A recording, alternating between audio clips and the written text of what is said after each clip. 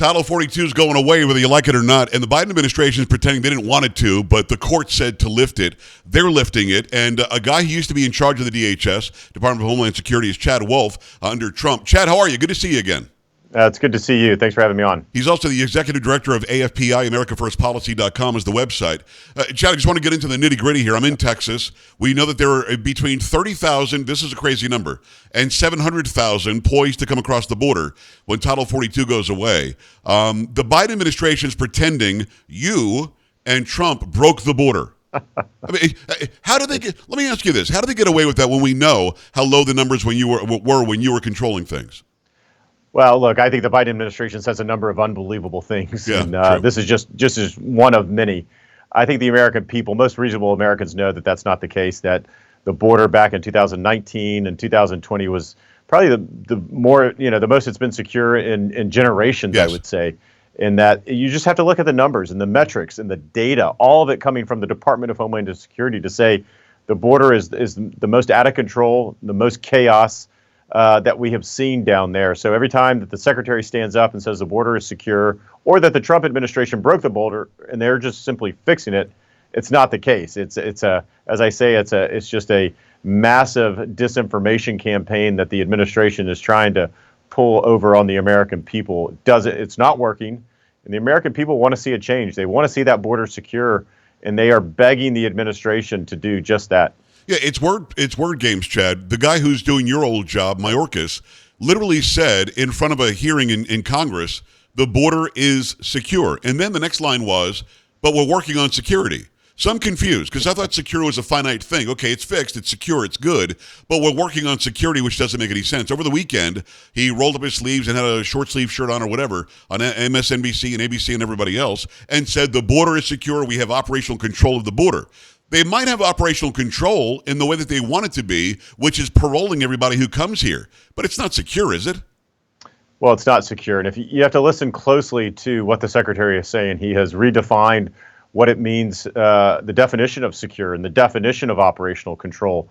When he says it's secure and they have operational control, he follows that up by what I believe my measuring stick in my definition to be. So basically what he's saying is whatever, what the definition defines as secure or operational control, that's not what I'm talking about. Right. And so this idea, this make-believe world that he lives in where he gets to define what words mean now is crazy. And I think you have to look at the real Border Patrol men and women down there, the agents on the ground, the ones that have testified that says that border is not secure.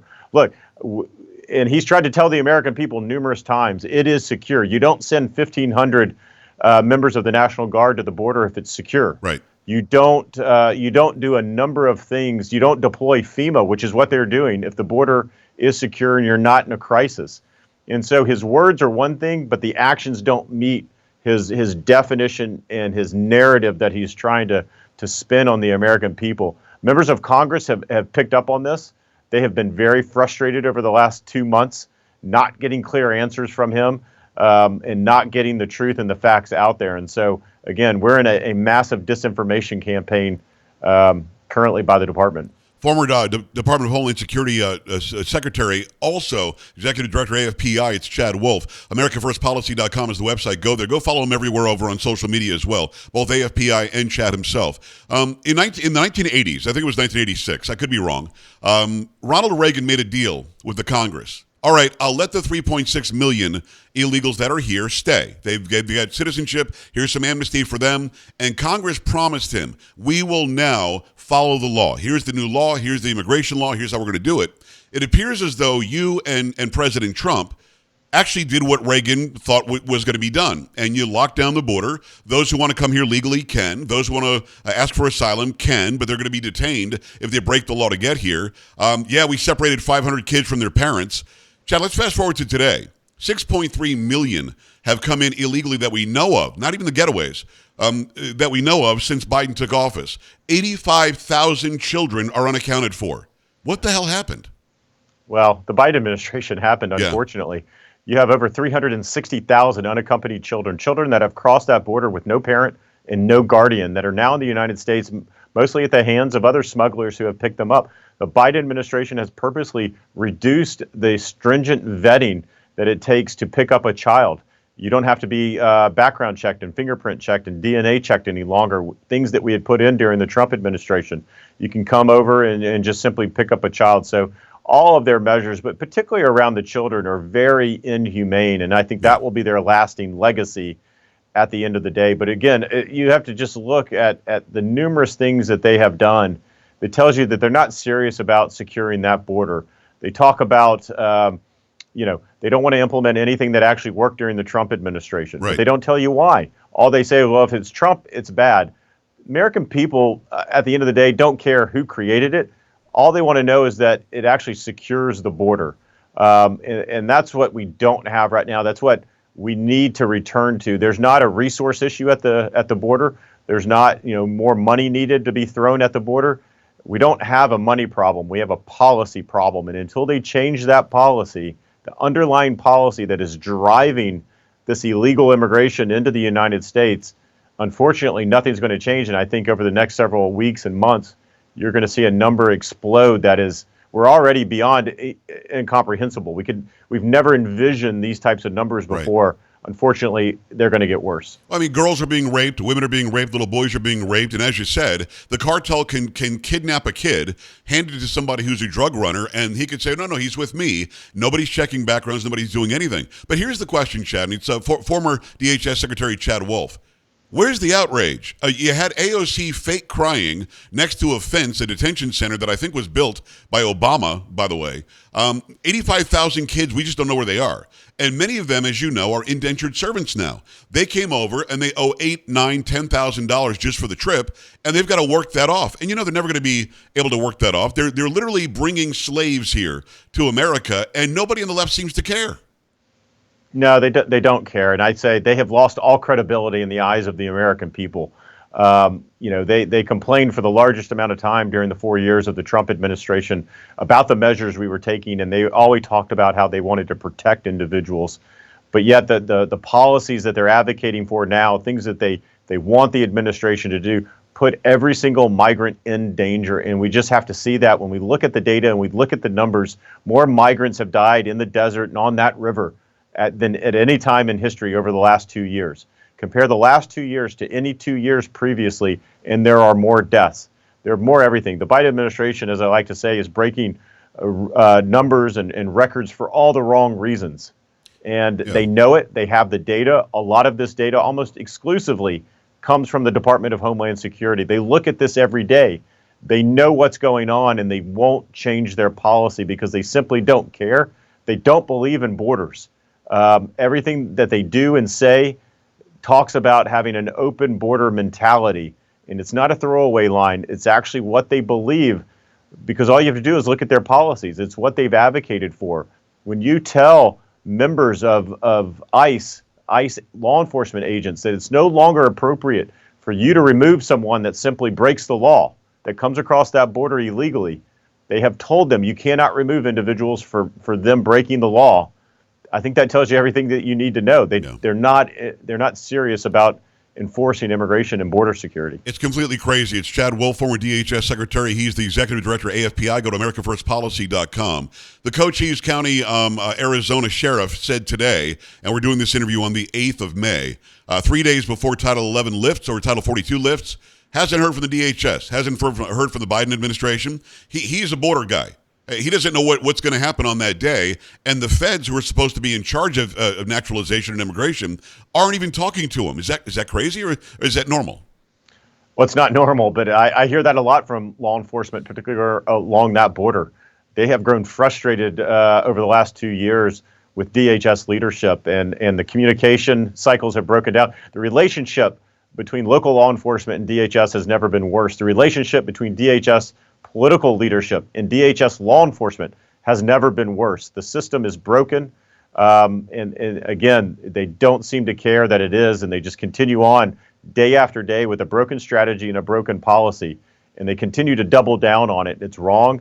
The American people deserve something different, and the law enforcement along that border are frustrated.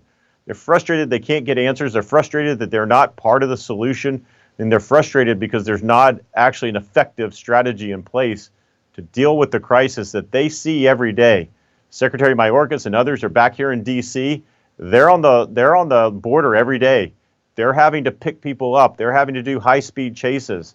They're having to enforce law in their community, and they're getting almost no help from the federal government. It's a shame. It doesn't make any sense. I know that Biden hasn't talked to the governors either.